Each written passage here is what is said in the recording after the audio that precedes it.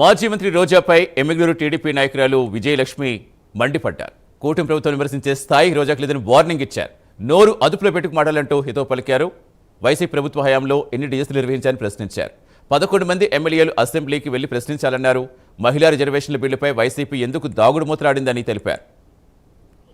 YCP party మాజీ మంత్రి అయిన రోజా నిన్న ప్రెస్ మీట్ లో మాట్లాడుతూ మరి డిఎస్సి గురించి ఉద్యోగాల గురించి మాట్లాడుతూ ఉంది. మరి 2 సంవత్సరాలుగా బయటికి రాని రోజా నిన్న మాట్లాడుతూ మరి ఇంతకు ముందు కూటమి ప్రభుత్వం మహిళా రిజర్వేషన్ బిల్లు గురించి మద్దతు ఇవ్వడానికి మరి ఎందుకు రాలేదమ్మా రోజా? నువ్వు కూడా మా ప్రభుత్వాన్ని విమర్శించేదానివి.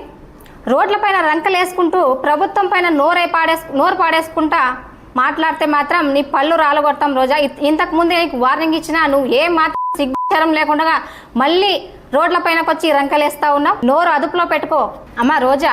నువ్వు పరిపాట లేకుండా భూమి మీదకి వచ్చిన వ్యర్థ పదార్థం నువ్వు రోడ్ల పైనకి వచ్చి మా లోకేష్ బాబు గారి గురించి మరి చంద్రబాబు గారి గురించి మా పవన్ కళ్యాణ్ గారి గురించి నోటికి వచ్చినట్లు మాట్లాడడం కాదు.